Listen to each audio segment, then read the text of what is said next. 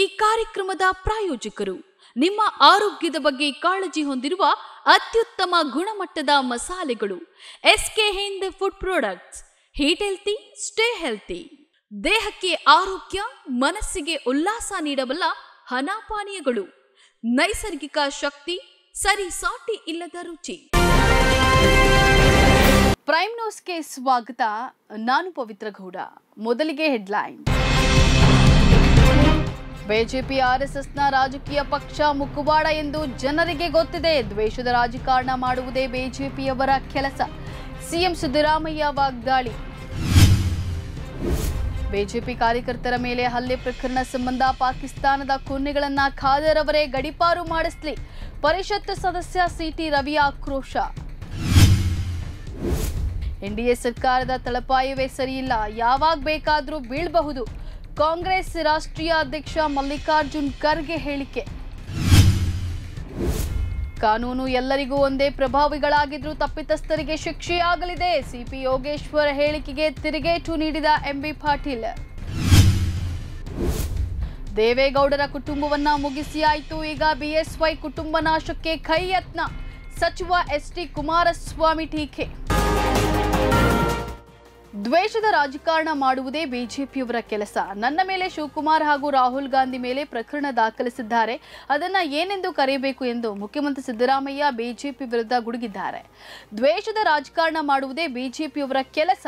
ಎದುರಿಸುವುದು, ಬೆದರಿಸುವುದು, ಇಡಿ, IT, CBI ಉಪಯೋಗಿಸುವುದು ಅವರ ಕೆಲಸ. ಬಿಜೆಪಿಯವರು ಮೊದಲಿನಿಂದಲೂ ದ್ವೇಷದ ರಾಜಕಾರಣವನ್ನ ಮಾಡ್ತಿದ್ದಾರೆ, ಈಗಲೂ ಮಾಡ್ತಿದ್ದಾರೆ. ಅದಕ್ಕಾಗಿ ಈ ಬಾರಿ ಅವರಿಗೆ ಜನ ಬಹುಮತ ನೀಡಿಲ್ಲ ಅಂತ ಹೇಳಿ ಹರಿಹಾಯ್ದಿದ್ದಾರೆ. ನಮ್ಮ ಮೇಲೆ ಪ್ರಕರಣ ದಾಖಲಿಸಿದ್ದಾರಲ್ಲ, ಅದು ಟಾರ್ಗೆಟ್ ಅಲ್ಲವೇ?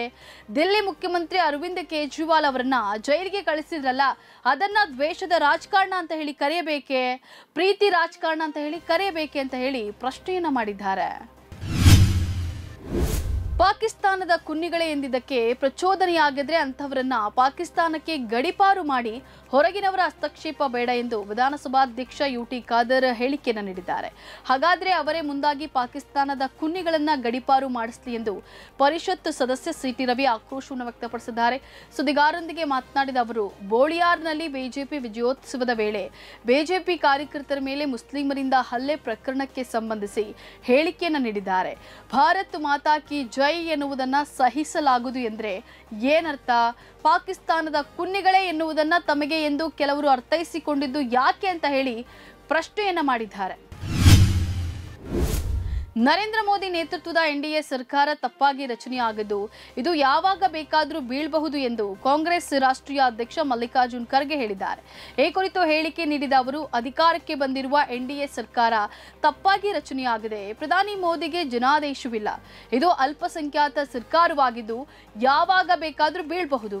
ಆದರೆ ಎನ್ಡಿಎ ಸರ್ಕಾರ ಚೆನ್ನಾಗಿ ನಡೆಯಲಿ ಎಂದು ನಾವು ಆಶಿಸುತ್ತೇವೆ.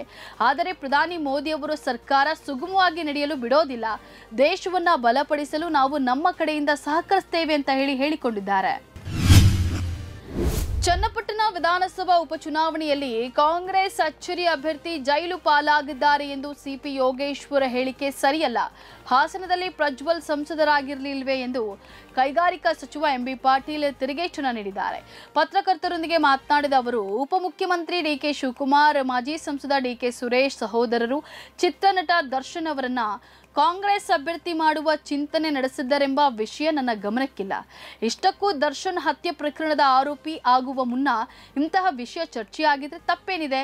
ಹಾಸನದಲ್ಲಿ ಪ್ರಜ್ವಲ್ ರೇವಣ್ಣ ಸಂಸದರಾಗಿರ್ಲಿಲ್ವೇ?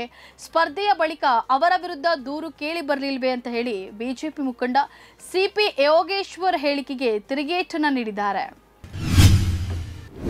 ದೇವೇಗೌಡರ ಕುಟುಂಬವನ್ನ ಮುಗಿಸಿ ಆಯಿತು, ಇನ್ನು 82ರ ಹರೆಯದ 4 ಬಾರಿ ರಾಜ್ಯದ ಮುಖ್ಯಮಂತ್ರಿಯಾಗಿದ್ದ ಯಡಿಯೂರಪ್ಪ ಅವರ ಕುಟುಂಬವನ್ನ ಮುಗಿಸಲು ಕುತಂತ್ರ ಮಾಡಲಾಗ್ತಾ ಇದೆ.